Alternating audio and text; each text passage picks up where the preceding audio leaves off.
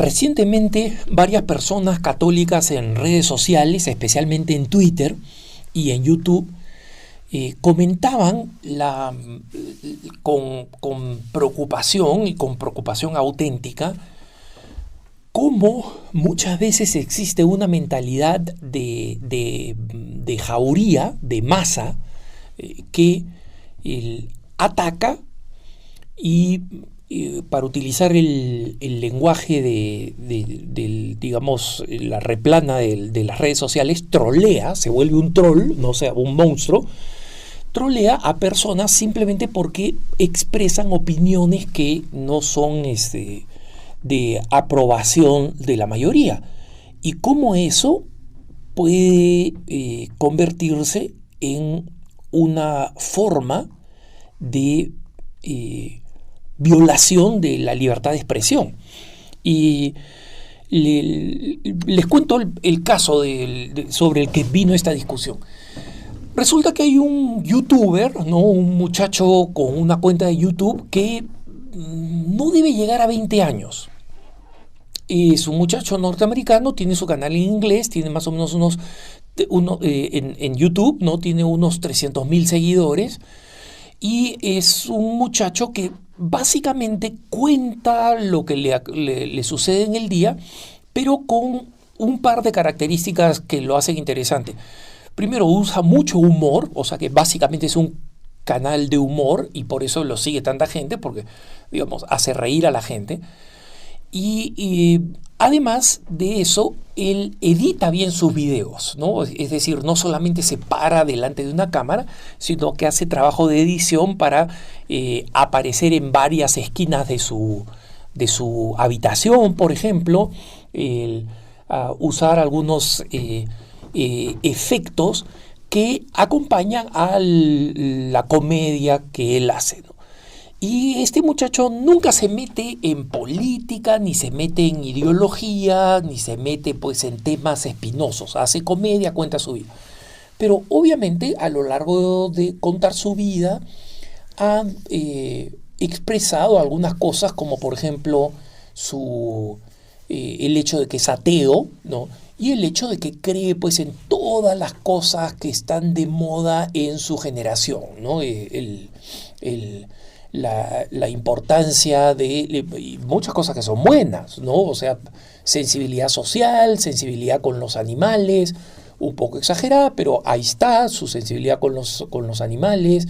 Él es ateo, ¿no? Se declara ateo, no creyente, pero resulta que un poquito más de una semana atrás, en uno de sus videos que tenían lugar dentro de la crisis del coronavirus, todo el mundo en su casa y todo el mundo, digamos, sin salir, él tomó una posición o aparentó tomar una posición sobre cómo hacer para combatir el virus, que es considerada una posición políticamente conservadora, digamos así, ¿no?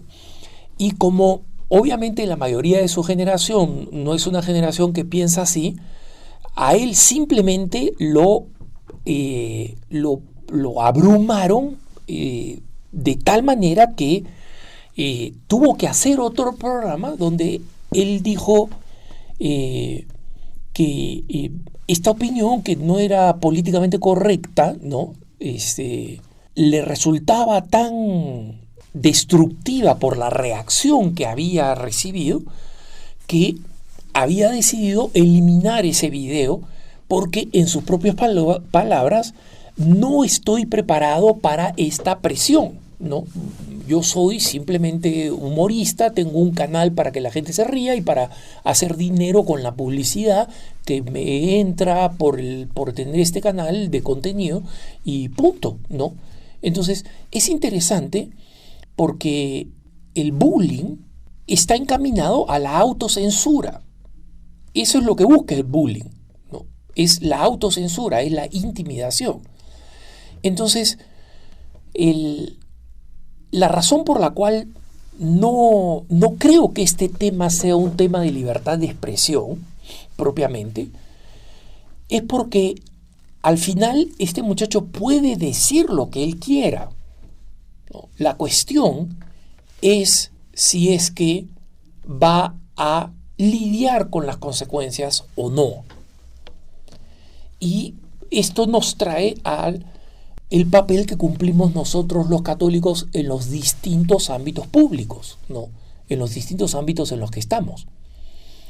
Ya sea en las redes sociales, ya sea en el ámbito social, en la universidad, en el trabajo, etc. El bullying, hermanos, no es algo nuevo. O sea, que la gente venga y haga presión, ¿no? Y te diga, tú eres el cristianito, ya, tú eres el virgen, te diga cualquiera de esas cosas en el ambiente de trabajo, el ambiente de amigos, etc. Y todo muchas veces con el manto de que lo que se está haciendo es solamente bromear contigo, ¿no?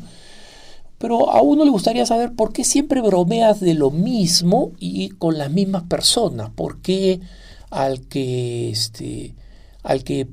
tiene una conducta inmoral no haces bromas sobre su conducta inmoral? En cambio, haces bromas sobre las personas que tienen una conducta moral, una conducta ética, ¿no? Y mucho de ese bullying se concentra en mujeres frecuentemente, ¿no?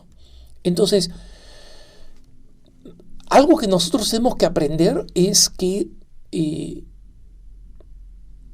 nosotros o decimos lo que creemos o simplemente renunciamos a que nuestros principios y nuestros valores estén en la plaza pública, estén en el ámbito público. Miren, hermanos, para un periodista católico entrar, como quien les habla, entrar en una organización en cualquier tipo de organización con otros medios de comunicación seculares,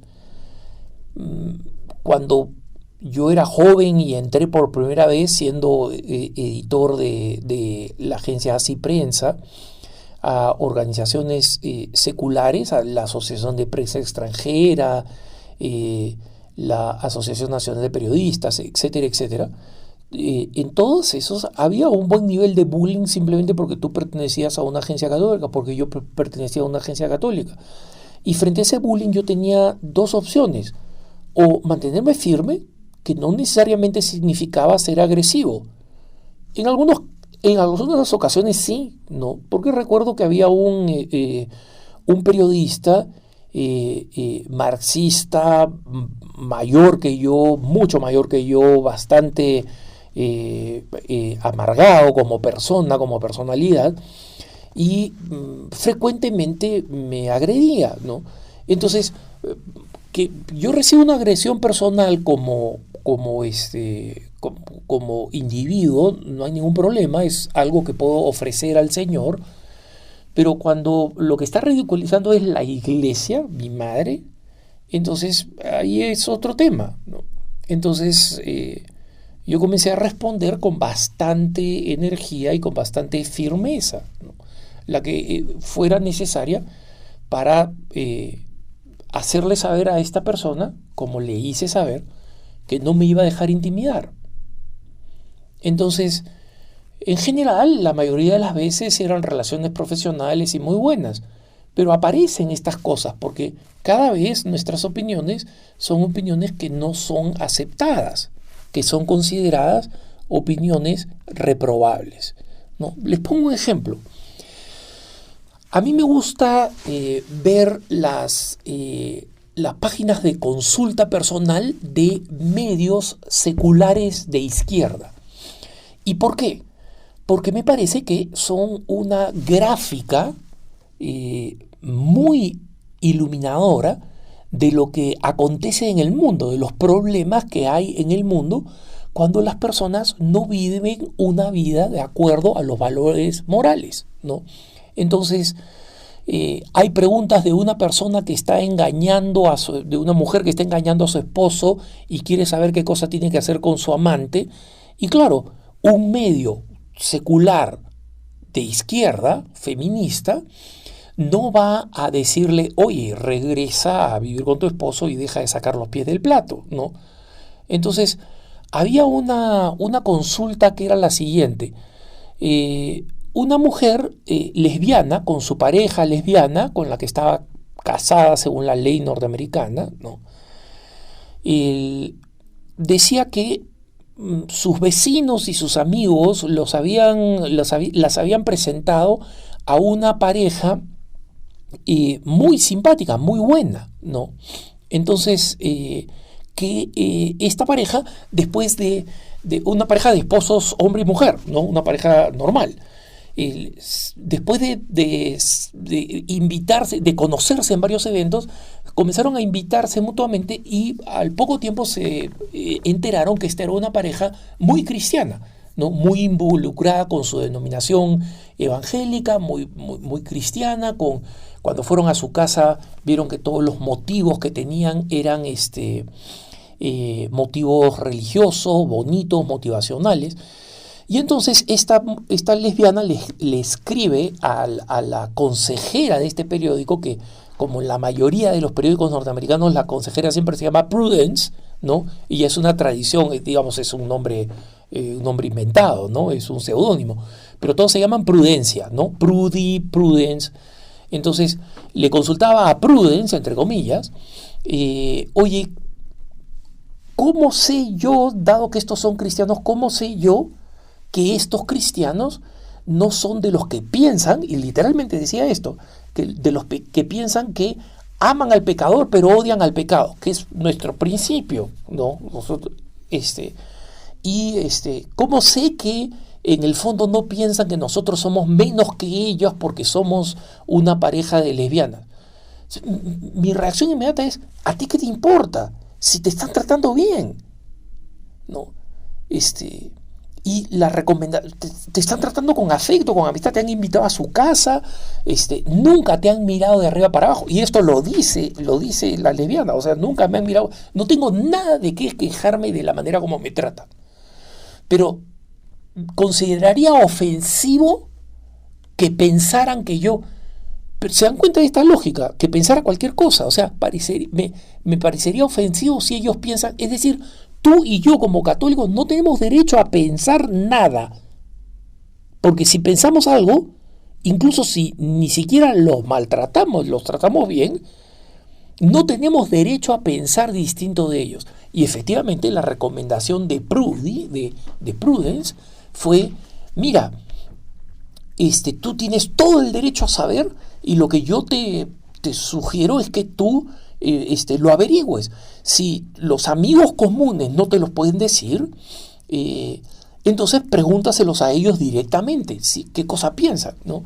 Entonces, después la respuesta se alarga con cómo hacerlo de una manera cordial, cómo traerlo a colación en una comida.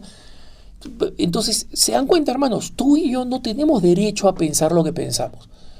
Entonces, acá hay dos caminos.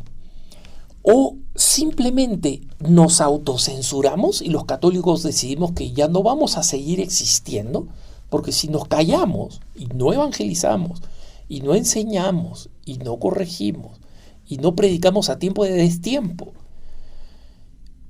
entonces vamos a desaparecer, porque tú y yo no desapareceremos, pero nuestros hijos, la generación siguiente, que va a estar completamente intimidada y que no va a tener espacio en el ámbito público porque nosotros no lo defendimos, entonces tenemos esa opción. O la otra opción es que desarrollamos piel de rinoceronte, ¿no? Entonces, ¿no te gustó lo que dije? Lo siento, ¿no? Y si me escriben 300, 3000, 30.000 troles, así es la vida. Así es la vida. Y lo digo con cierta experiencia, hermanos, porque algunos de ustedes recordarán cuando el movimiento homosexual de Colombia envió la mayor cantidad de troles posibles y fueron, digamos, como unos 1500 que inundaron mi cuenta de Facebook, ¿no? Y lo que querían era intimidarme para que yo no hable de temas LGBT, que no hable de temas homosexuales.